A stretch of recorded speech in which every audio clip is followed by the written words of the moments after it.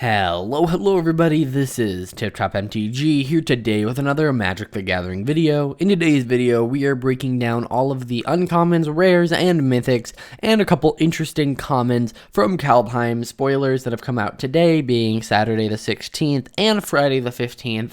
I'm combining them into one video. So yeah, why don't we just jump right into this?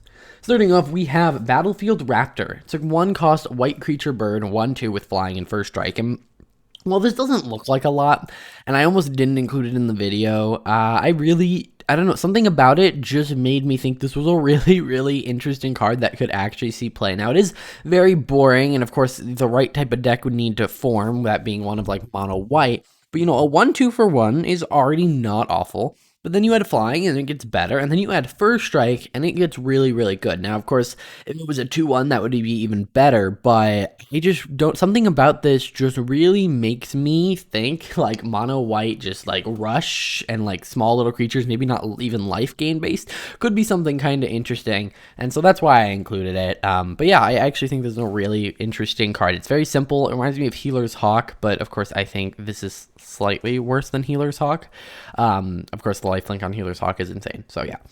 Next we have Battleshield Warrior. It's a 3-cost white creature, human warrior, 2/2 with boast. And its boast ability is something that can be activated only if the creature had attacked, and only once per turn. But the boast ability says pay 1 in a white, and creatures you control get +1/+1 until end of turn. So this is a little bit different. A lot of the time the boast abilities are like creating tokens or, I don't know, drawing a card or something. But this one is something that actually really only matters during combat. And it does illustrate the fact that you can boast before combat damage is dealt. But essentially, this is saying that when this thing attacks, you can pay 2 mana if you do creatures you control, including it, get +1/+1 until end of turn. So yeah, that's kind of what it's doing, but it's using the boast mechanic in order to do it. And so I think that's a little bit interesting. Of course, that is just, you know, we could have seen this in a normal set. This just happens to use the boast wording. And also, it will work with any cards that say, like, when a creature boasts or whatever. And we'll actually see one of those in this video. Next we have this card, which can be translated into Glorious Guardian. It's a 4-cost white creature, angel cleric with flash and flying. And when it enters the battlefield, exile any number of target non-angel creatures you control until it leaves the battlefield, and you can foretell it for 3. And you'll notice it is a 3/4. So 3/4 for 4 with flying and flash, not bad. But then it can exile all your creatures. And you might be thinking, why in the world would this be a useful card? Well, first off, I love foretell cards that have flash, because of course foretell lets you pay 2 mana to exile it face down, and then you can cast it later. And so this is one of the things where if you see something coming, you can kind of, you know, pay some mana ahead of time, so that when the event comes around, you don't have to have much mana left open. And I think that's perfect. Now, why is this card useful? Let's say your opponent is playing a pretty control heavy deck, and they cast a board wipe. Let's say we're in Historic and they cast Wrath of God, or Commander and they cast Wrath of God. You can flash this in for either 3 or 4 mana, depending on if you're foretelling it or not, and exile all of your creatures. Of course, it's all of it's non-angel creatures, so of course this probably isn't going in an angel deck. I don't know exactly why it's a non-angel, saying angel tribal is so important in this. But what is interesting, you exile all of them to protect them, and then the board wipe goes off, kills the Glorious Guardian, all of them re-enter the battlefield. So it kind of just protects all your stuff from board wipes. It also can, like, repeat ETB abilities. The reason it says non-angel is so that you can't flicker it, of course. Like, if you had 2 of them, you can't just infinitely, you know, do that. I don't know, it's an interesting card. I think it could be, if there's like a really control heavy meta versus like creature heavy meta, this might see something, but I think this will be mostly used in stuff like Commander and not really see much standard or historic play. Next we have Frost Auger. It's a 1-cost blue snow creature, human wizard, 1/2, and you can pay 1 snow mana, tap, and look at the top card of your library. If it's a snow card, you may reveal it and put it into your hand. So essentially just pay 1, tap, if the top card is snow card, you draw it.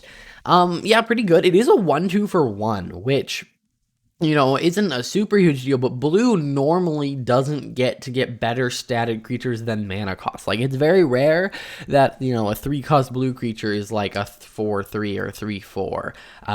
And so it's interesting to see that. On top of that, it has this ability. This could literally just say tap, pay 1, tap if the top card of your library is a basic land, if you swap them all out for snows. So yeah, I don't think it's an awful card, although I don't know if it'll really see play. It is a little bit slow.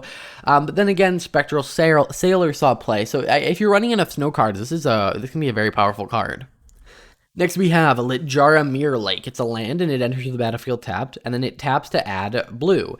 But you can also pay 3 colored mana, 2 of it being green, 1 being blue, and 2 generic mana, tap and sacrifice it to create a copy of target creature you control, except it enters with the +1/+1 counter on it. Now, all of these like cards that ETB tap for 1 color of mana, and then you can pay 2 different colors of mana to sack and do an effect, generate some sort of card advantage in some way, it seems like. And this one is doing that by creating a copy of your own creature.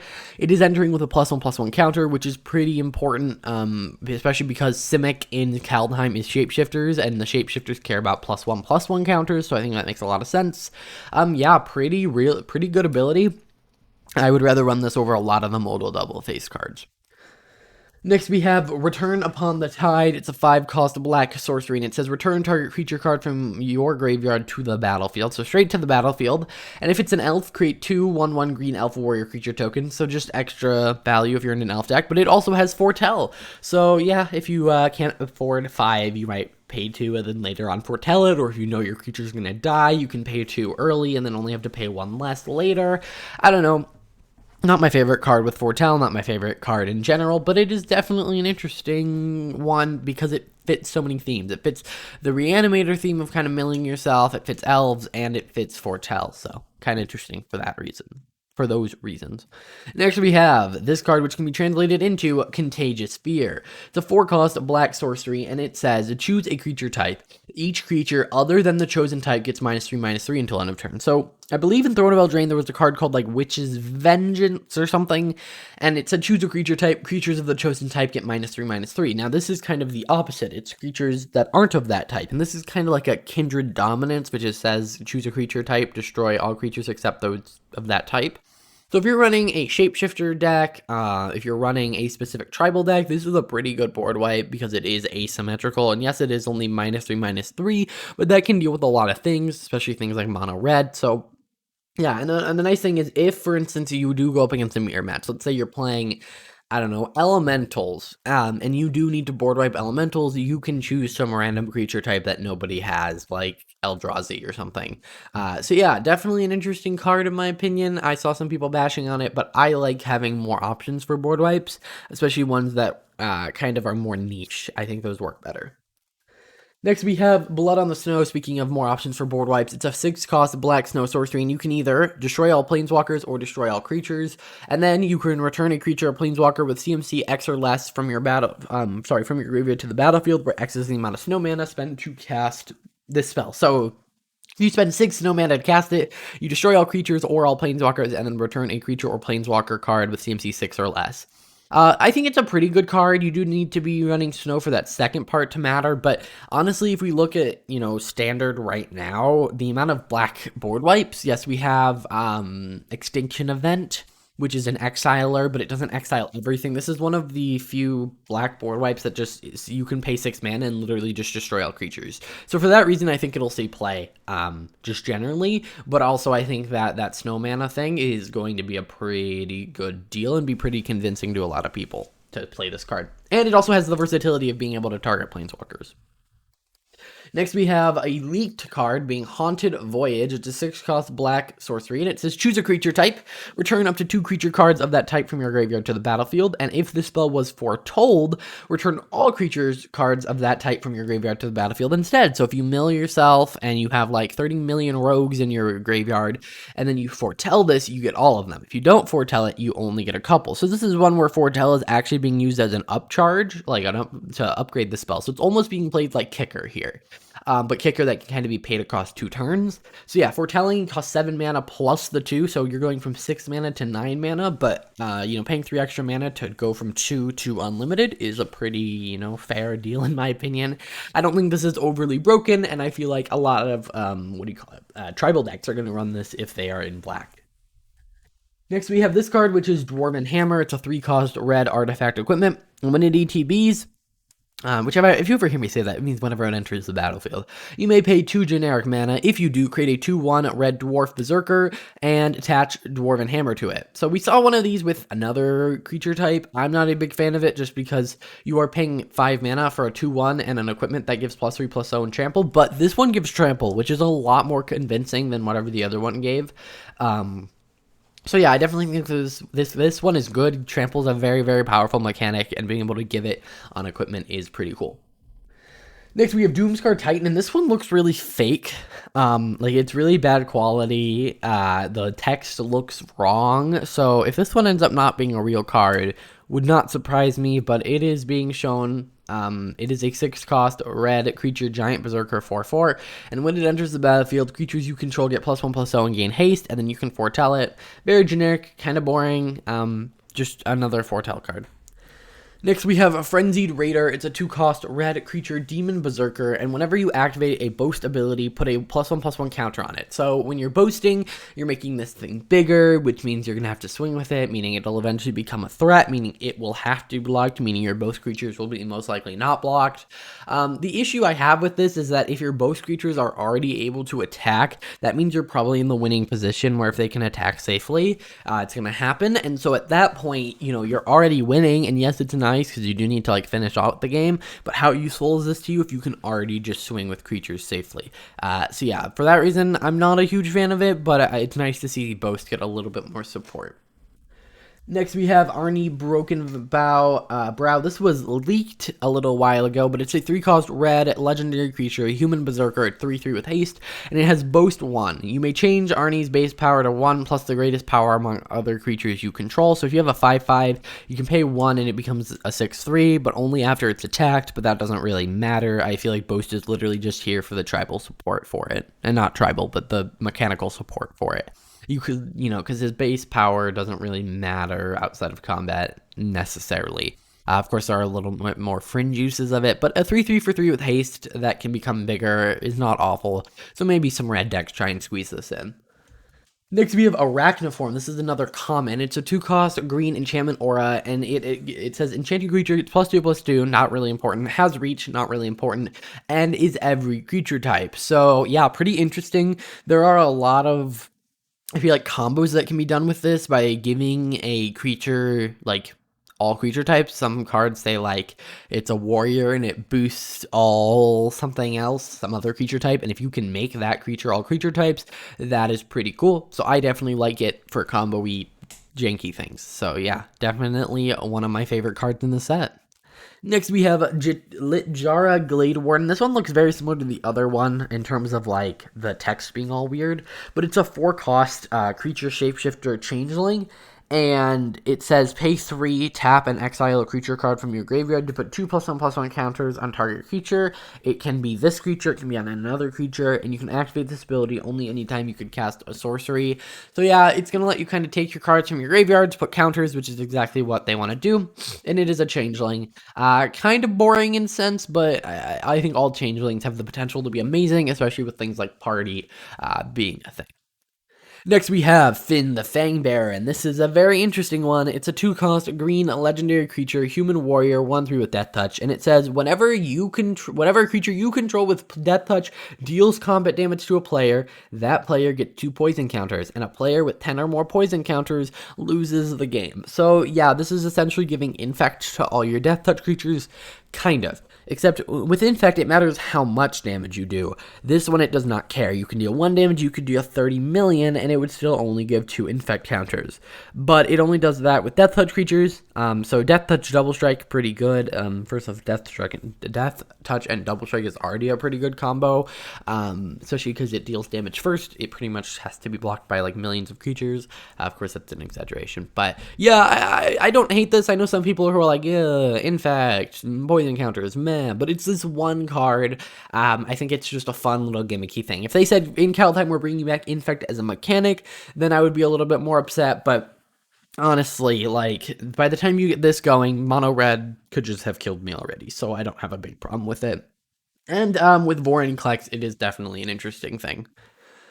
Next, we have Rootless U. It's a 5-cost green creature, tree folk 5/4, and when it dies, search your library for a creature card with power or toughness 6 or greater, reveal it, put it into your hand, then shuffle your library. So it replaces itself on death with a card you specifically go get, so that's pretty cool, but I'm not a huge fan of this card. It just is very limited, very expensive, but I feel like in like a draft, this could be a really awesome card. You know, you get a 5-drop, you know, you cast it, eventually it dies, you go get your big win con that you drafted, and yeah, I actually really like this in limited. Next we have Frostkin, which can be translated to Blessing of Frost. It's a 4-cost green snow sorcery, and it lets you distribute X +1/+1 counters among any number of creatures you control, where X is the amount of snow mana spent to cast the spell. Then draw a card for each creature you controlled power 4 or greater. First off, this is a 4-cost spell that says draw a card for each creature you controlled power 4 or greater. Now, outside of something like Standard and Historic and Brawl, that's pretty bad, but in Brawl, this is an interesting card alone. And then you have the fact that you're getting to distribute counters, which then means you're more likely to have creatures with power 4 or greater. I definitely like this card. If you're running Snow, you might want to consider running this one as well. Next, we have Arnie Slays the Trolls. It's a red and a green for a enchantment saga, and when it first ETBs, target creature you control fights up to 1 target creature you don't, so you get a removal spell for 2 mana. That is not bad. Now, it is sorcery speed, and it is a true fight, so it's not a great rate, but the fact that you get everything else here is pretty good.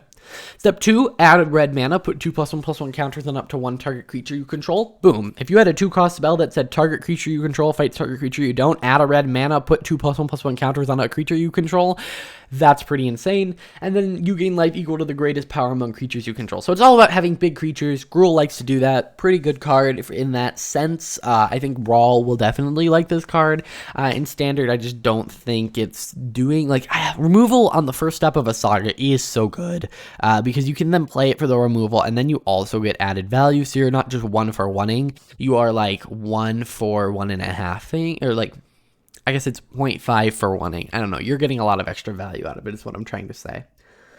Next, we have Ascent of the Worthy. It's a 3-cost blue, oh my god, I cannot see colors today, apparently, white and black enchantment saga, and it says, choose a creature you control until your next turn. All damage that would be dealt to creatures you control is dealt to that creature instead. So you can kind of have all of your damage be redirected to a certain creature, so if it's like an indestructible one or one you want to die, it means you can kind of have this like last stand kind of thing. Now, this is not a May, you have to do this, so if you don't want to, well, too bad. Shouldn't have casted the spell, and it does that for 2 turns, and then 3, return target creature card from your graveyard to the battlefield with a flying counter on it.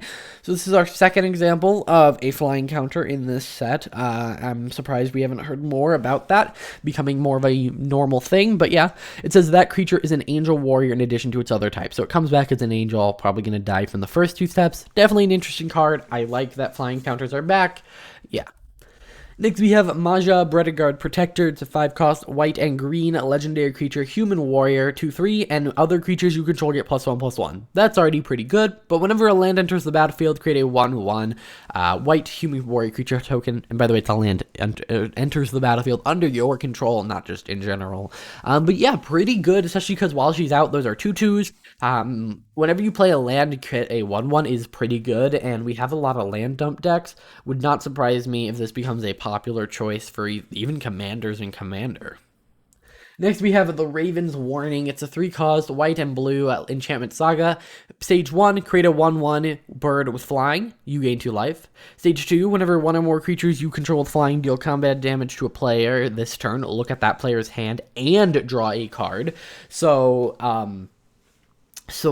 basically, if you're in like a multiplayer game and you hit each opponent with 1/1 with flying, you get to draw 3 cards and look at all of their hands. That's pretty good. And then 3, you may put a card you own from outside the game on top of your library. Yeah, this seems like a really good card. I mean, you're stalling. You are just stalling. You're creating a 1/1. And if your opponent doesn't have any flyers, then the next turn you're drawing a card to replace this one, and you're looking at their hand, and then now that you know everything in their hand, you can go to your sideboard and get the best card for the situation. I think this card is definitely going to see play in control decks. It is creating blockers and attackers. It's gaining you life. It is drawing you cards. It is giving you a ton of information about what's the most important things to deal with by looking at your opponent's hand, and then it's giving you the appropriate response. That is everything control wants to do in one card for 3 mana in control colors. This card is going in control decks. I can almost guarantee it. Next, we have Immersturm Predator. A Predator, it's a 4-cost black and red creature vampire dragon.